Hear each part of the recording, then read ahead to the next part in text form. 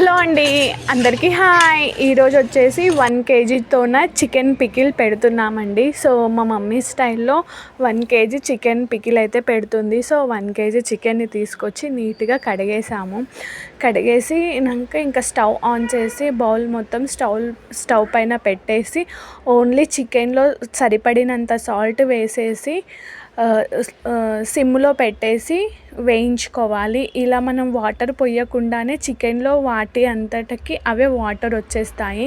ఇలా వాటర్ వచ్చాక సరిపడినంత పసుపు వేసేసుకొని మిక్స్ చేసుకోవాలి. ఇలానే ఒక 1/2 అవర్ పెట్టేసుకుంటే ఆ వాటర్తోనే చికెన్ మొత్తం ఉడికిపోతుంది. చూసారా, ఇలా వాటర్ మొత్తం వచ్చాయి కదా, ఇవే వాటర్తోనే చికెన్ని లో ఫ్లేమ్లో పెట్టేసుకొని ఉడకపెట్టుకోవాలి.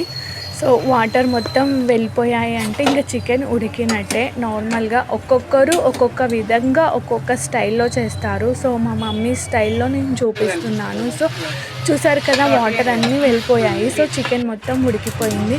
ఇక్కడ చికెన్లోకి జీలకర్రను వేయించి పొడి చేసేసామండి. సో ఆ చికెన్ మొత్తము వేరే బౌల్లో పెట్టేసుకొని ఆయిల్ వేసుకొని ఆయిల్లో చికెన్ మొత్తాన్ని ఫ్రై చేసేస్తున్నాము. మనం ఫస్ట్ చికెన్ని ఉడకపెట్టాము.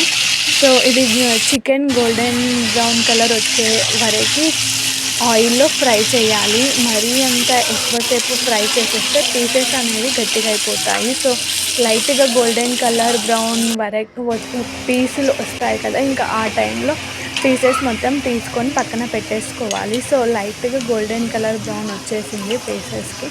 సో ఇంకా నేను చికెన్ పీసెస్ మొత్తం తీసేసుకొని ఇలా సైడ్లో పెట్టేసుకుంటున్నాను. ఇవి మొత్తం ఈ కింద బౌల్లో వేసేసుకొని మిగిలిన చికెన్ కూడా అందులో వేసేసుకొని ఫ్రై చేసేసుకున్నాను. సో అదే ఆయిల్లో అల్లం వెల్లుల్లి పేస్ట్ గోల్డెన్ బ్రౌన్ కలర్ వచ్చే వరకు లో ఫ్లేమ్లోనే అల్లం వెల్లుల్లి పేస్ట్ని వేయించుకోవాలి.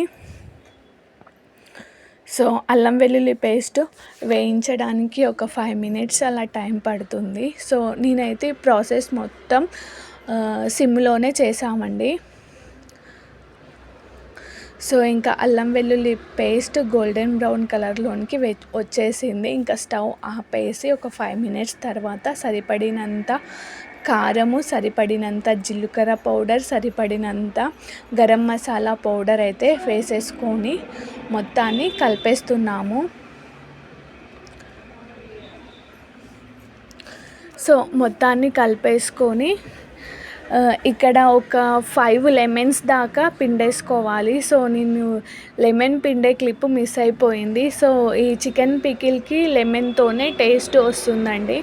సో ఇంకా ఆల్మోస్ట్ మొత్తం లెమన్స్ అవన్నీ కారంకి అంటే చికెన్కి సరిపడినంత స్పైసీ అవన్నీ చెక్ చేసేసుకొని వాటిలోనికి చికెన్ వేసేసుకుంటే మా మమ్మీ స్టైల్ చికెన్ పికిల్ అయితే రెడీ అయిపోతుంది. టేస్ట్ అయితే చాలా బాగా కుదిరింది. ట్రై చేయండి ఫ్రెండ్స్. ఒక్కొక్కరు ఒక్కొక్క విధంగా చేస్తారు. సో మా మమ్మీ ఈ రకంగా చేసింది. సో చికెన్ పికిల్ అయితే చాలా బాగుంది. ట్రై చేయండి.